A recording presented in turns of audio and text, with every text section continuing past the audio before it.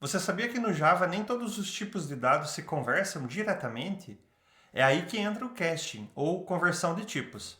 Nessa aula, eu vou te ensinar como funciona a conversão implícita e explícita no Java e te mostrar como evitar problemas como perda de dados e erros comuns. Mas antes de começarmos, confere se você está inscrito no canal com as notificações ativas, assim você garante que não vai perder nenhuma aula do curso para iniciantes de Java aqui do canal. Mais um aviso, lembra que tem o PDF para você baixar completo com todo o conteúdo desse curso completo de iniciantes para Java. Aqui na descrição tem o link e você pode fazer o download e acompanhar as aulas de uma forma mais eficaz. Agora, abra seu IDE e vamos programar juntos. A gente já falou sobre os tipos primitivos, nós já falamos também sobre variáveis, e eu comentei com vocês na aula anterior também que toda variável precisa obrigatoriamente ter um tipo. E aquela variável em si, em específico, ela não é possível que depois que você cria ela de um determinado tipo, você possa alterar o tipo dela. Então, se eu crio uma variável, por exemplo, aqui, dentro do meu método aqui, eu posso criar aqui uma variável double.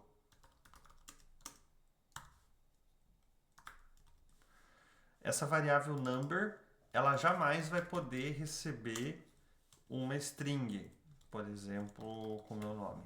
Não tem como fazer isso. Por quê? Porque não são tipos compatíveis, ok? Na verdade, eu não posso pôr uma string dentro de uma variável double. Esse é o ponto, esse é o detalhe e a questão. A gente pode fazer algumas conversões. Por quê? Porque eu tenho algumas variáveis, e se você voltar lá atrás na aula de tipos primitivos, você vai ver que eu tenho algumas variáveis que são do tipo numérica. E, por exemplo, eu posso ter, além do double, eu poderia ter aqui um integer,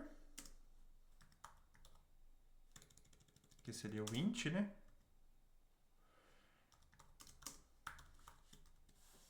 E ter aqui o número, o number, ok? E esse number eu posso simplesmente atribuir um year. E isso aqui vai funcionar. Ou seja, eu estou colocando dentro do double um número inteiro.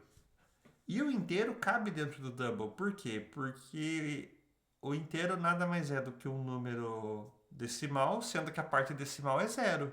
Então ele vai fazer 2024.0 e funciona normal. Isso aqui a gente chama de conversão implícita. Então, quando você. E essa conversão implícita vai ocorrer toda vez que você converter um tipo menor para um tipo maior. Ou seja, o int cabe dentro do double. O long, o int cabe dentro do long. O contrário, não. Então, por exemplo, se eu tenho um byte e vou converter para o inteiro, se eu tenho um inteiro e vou converter para o double, como nesse meu exemplo, funciona sem nenhum problema, tá? Você não vai perder dados, por quê? Porque o tipo maior consegue armazenar, então, o valor que estava no tipo menor. E vai funcionar sem nenhum problema. Essa é a conversão implícita, tá bom? Então, eu até vou colocar aqui o exemplo, conversão implícita. Depois vai ter aí uma explicaçãozinha embaixo aqui. E nesse caso, se eu colocar aqui convertido, não é convertido, é number, a nossa saída seria 2024.0, seria um double, ok? Ele vai manter sempre o formato do tipo para o qual você está convertendo. Depois tem o processo contrário. Se eu quiser ter um double, sei lá, vamos pôr aqui o valor de π com duas casas decimais. E eu posso ter então um valor truncado. Eu não consigo fazer a conversão implícita, porque o Java não permite que eu faça isso. Pelo simples fato de que eu estou colocando o tipo maior dentro de um menor. Ou seja, o valor tem o ponto 14 aqui, a parte decimal, não cabe dentro do int, porque o int não trabalha com decimais. Eu posso fazer essa conversão, mas eu preciso fazer ela explicitamente. Então, nesse caso, eu vou fazer aqui uma conversão explícita. E para fazer a conversão explícita, a forma de fazer é basicamente colocar aqui entre parênteses o tipo que eu quero fazer a conversão. A gente chama isso de casting em inglês. Então aqui, nesse caso específico, se eu for dar um system out do truncado, isso aqui vai ser 3. Porque ele vai basicamente nesse casting pegar a parte inteira, porque é um double indo para inteiro, a parte inteira e vai jogar dentro do int. Certo? Então essa é a forma de fazer uma conversão explícita. E é lógico que você tem que saber que é compatível na questão da conversão explícita, que esse tipo de dado aqui é compatível com esse tipo nessa conversão. Ou seja, o Java sabe o que deve ser feito, né? Porque algumas coisas podem ser que se percam. Já no outro caso, não, nada vai se perder e pode ser atribuído normalmente porque a atribuição cabe, né? O que está sendo atribuído cabe no outro. Isso aqui também se aplica lá no conceito de orientação a objetos de herança, quando a gente implementa no Java. Mas eu vou deixar para explicar essas coisas no próximo módulo, quando nós falarmos de orientação a objetos e de herança, para não complicar as coisas agora. Porque esse foi, inclusive, o principal motivo que me fez me atrapalhar todo e querer desistir do Java no começo. Nós precisamos aprender as coisas uma coisa por vez. Né?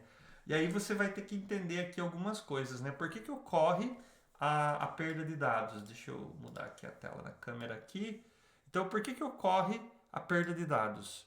Né? Basicamente, quando a gente converte o tipo maior para o tipo menor, os dados que excedem o limite do tipo menor vão ser descartados para que caiba o valor dentro.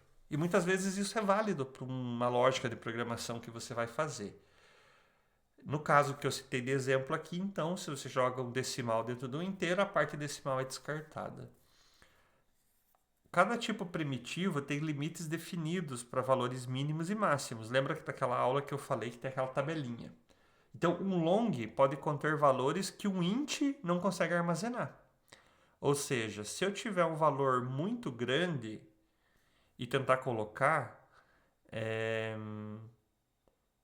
isso vai dar um problema. Eu vou compartilhar de novo a tela aqui para mostrar um exemplo nesse sentido. Porque, por exemplo, eu vou colocar aqui um outro exemplo que daria um problema. Vou colocar aqui número grande e vou colocar aqui 1, 2, 3, 1, 2, 3, 1, 2, 3, 1, 2, 3. Isso aqui funciona e o long vai aceitar.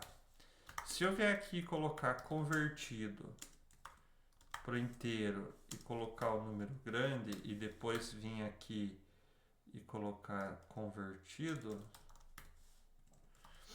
isso aqui vai dar, ó, vamos executar para ver o que vai acontecer.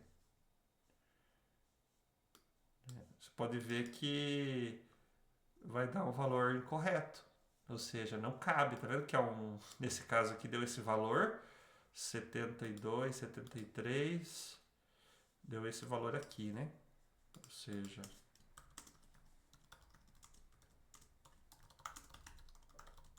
nesse caso, você pode mesmo fazer a conversão explícita, mas você vai ter um problema. Você vai ter um valor que era positivo bem grande, ele vai fazer uma coisa aleatória para jogar lá dentro, porque não cabe o valor grande. Tá? Então, tem que cuidar com esse tipo de problemas e limitações quando você vai colocar uma coisa maior numa coisa menor. E sempre testar. Tem outro cenário aqui que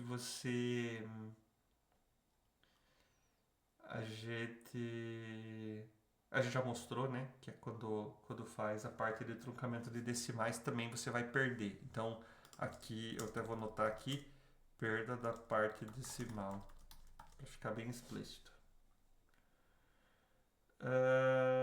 Ok. E é isso. Existe uma outra questão que você pode também usar, que acaba ocorrendo uma conversão. Se eu fizer assim, eu vou fazer na ordem aqui para não... Eu vou fazer uma outra coisa aqui, eu vou aqui, ó. Result